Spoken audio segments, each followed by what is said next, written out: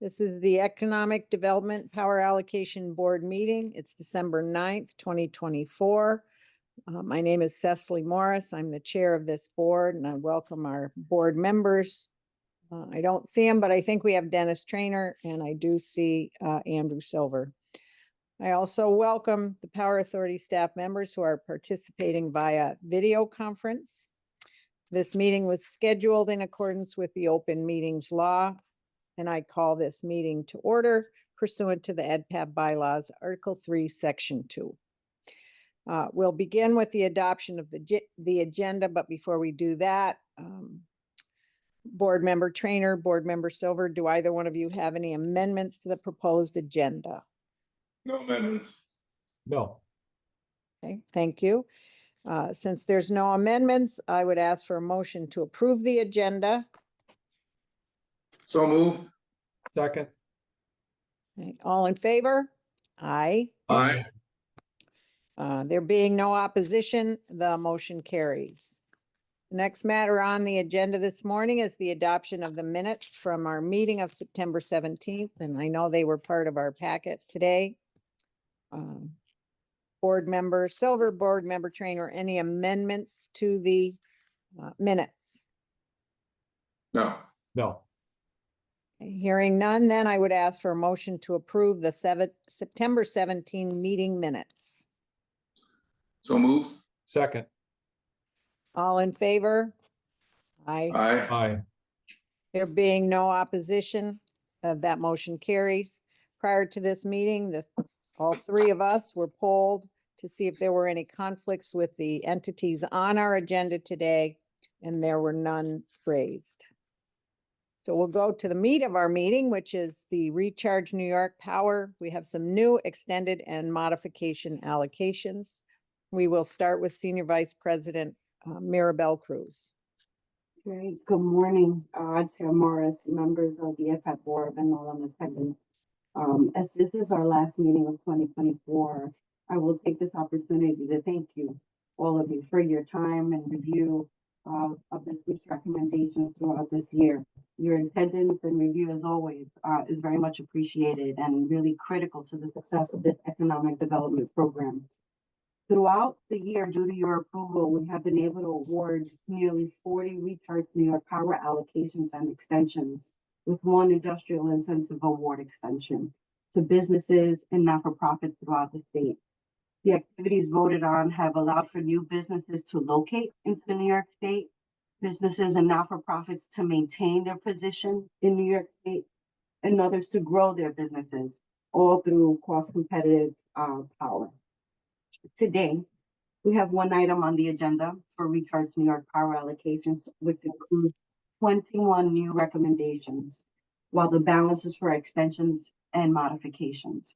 This item will be presented by Yale Brown, our expert business power allocations and compliance analyst. I will now ask Yale to begin the presentation. Yeah. Thanks, Maribel, and good morning, everyone. Today, the board is requested to recommend that the trustees approve contract extensions for 6 allocations of Recharge New York Power to existing customers, approve 8 modifications related to existing Recharge New York allocations, extensions, and/or related supplemental commitments, and award new allocations of Recharge New York large business retention, large business expansion, and small business and not-for-profit based power to 17 applicants. All applications were submitted through the state's consolidated funding application system.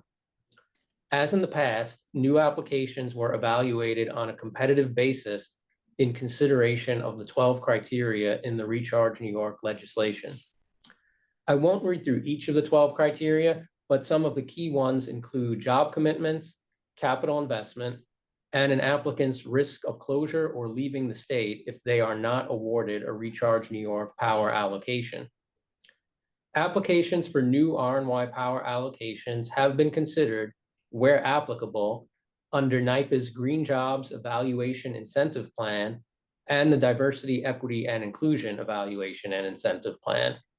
Today's recommendations for new R&Y Power allocations include 1 MWBE applicant and 6 applicants with facilities located in disadvantaged communities. Today's recommendations consist of the following: 6 extension allocations totaling 4.6 megawatts and supporting more than 580 jobs, 8 modifications related to existing Recharge New York allocations, extensions, and/or related supplemental commitments, 3 new large business retention allocations totaling 3.7 megawatts and supporting the retention of nearly 620 jobs, 3 new large business expansion allocations totaling 1.2 megawatts and supporting the creation of nearly 50 new jobs, and 15 new small business and not-for-profit based allocations totaling 2.2 megawatts and supporting nearly 830 jobs. If today's recommendations are approved, it is anticipated that approximately 32 megawatts of RNY power would remain available to allocate. The awarded applicants will be offered Recharge New York contracts for a term of up to 7 years. The contract has provisions for the partial or complete withdrawal of an allocation if the recipient fails to maintain mutually agreed upon commitments relating to, among other things, employment, power utilization, and capital investment. In summary, the board is being asked today to recommend that the trustees approve contract extensions for 6 allocations of Recharge New York power to existing customers, approve 8 modifications related to existing Recharge New York allocations, extensions, and/or related supplemental commitments, and award 21 new Recharge New York large business retention, large business expansion, and small business and not-for-profit based power allocations. This item is submitted for your approval, and I would be glad to take any of your questions. Thank you. We'll go first to Board Member Trainer. Any questions for Mr. Brown? No questions. Mr. Silver? No question.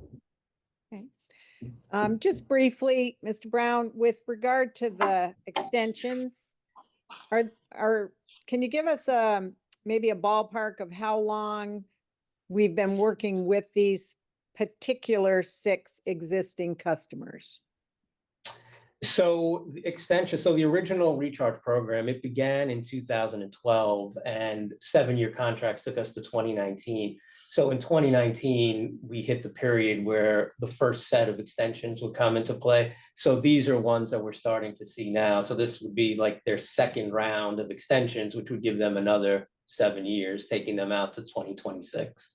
So that's the extensions from this point on are going to fall into that bucket where, you know, they started originally in 2012, extended to 2019, and now this would be their second round extension. So these are entities that we've worked with since 2012. I believe most, if not all, of the ones here today, yes. Okay. And so with the new ones, with the 3, for example, 3 new retention based, we're looking at those also on a 7-year scale, the 7 years starting from this year going forward? Yes, so these would be new companies. When the 7 years would start, it would begin when they would first start using their allocation. So it may not necessarily happen immediately. Some of the expansion ones may have a little bit of a delay until they actually complete their project, add their jobs, and then start using the allocation. So that might take a year or 2, let's say. But the 7-year term would still exist. It just may start in, say, 2025 or 2026, that kind of thing. And same is true for the modifications. Those are entities we've been working with in that since 2012, at some point in time since 2012, and they also fall into that 7-year rotation. Yes, the modifications, it is a mix. Some are extensions and some are new allocations. For the extensions, we have a long relationship with those. Some of them are newer allocations that did start over the last couple of years or so, and we're changing a commitment or something of that nature. But for the extensions, yes, we do have a relationship with those that I think both of those ones did actually start back in 2012. Thank you. And my last Sure. question that I thought of, because these materials are always so good, they're so thorough, you know, there's very few questions that ever pop into mind. But I think one question I had is, for anybody who might be listening and participating, what is the audit process? Is it yearly? Is it quarterly? When we talk about auditing these entities, how do we do that? Well, so there's an annual compliance review process in place. So that's the point where we evaluate all of the customers' commitments. So whatever is committed in terms of employment and capital spending, it's during that annual review process that we would determine, okay, did the customer actually meet their contractual commitments for jobs and capital investment? If they did, they're fine. If they did not, then we work with them, but that's the point where we could then, start making adjustments to allocations and commitments as needed. May I just jump in? Oh, really quick? please. Please. Elke Pasalimo. In addition to what Yael had said, we also run a process with internal audit where we work with a third-party auditor, Danable and McKee, that performs a sample audit of the compliant population. So customers that report compliant, 10% of them are reviewed every year. And then every year, another population of customers are reviewed for the actual reported data. That's good. So that's our checks and balance, which I think is important for all of us to remember and keep in mind when we're approving these programs. Anything else from board member Silver or board member Trainer? No. No. So this proposal today requests that we make some recommendations for approval. So I would ask for a motion to approve the recommendations found in the materials. So moved. Second. All in favor? Aye. There being no opposed, the motion carries. The items are approved. Next on our agenda, we have a request to adopt the 2025 proposed meeting schedule. Any thoughts or suggestions or questions on that, board member Trainer, No. board member Silver? No. I would then ask for a motion to approve the 2025 meeting schedule. So moved. Second. Okay, all in favor? Aye. Aye. There being no opposition, the motion carries. Our next meeting then, according to that schedule, is set for Tuesday, January 28th at 8 a.m. The board office, the secretary's office will reach out in advance of that meeting to confirm eligibility as well as to let us take a look at what's on the agenda so that if there's any conflicts, we can let the corporate secretary's office know. Is there any additional business to come before our board today? No. Hearing No. none, I would ask for a motion to adjourn. So moved. Second. All in favor? Aye. Aye. There being no opposition, the motion carries. Thank you for everybody's input and presentations today. Board member Trainer, I think I'll see you later. I'll for see our you tonight, trustees yes. Meeting. And I hope everybody has a great holiday season and that the weather's nice to all of us. Take care.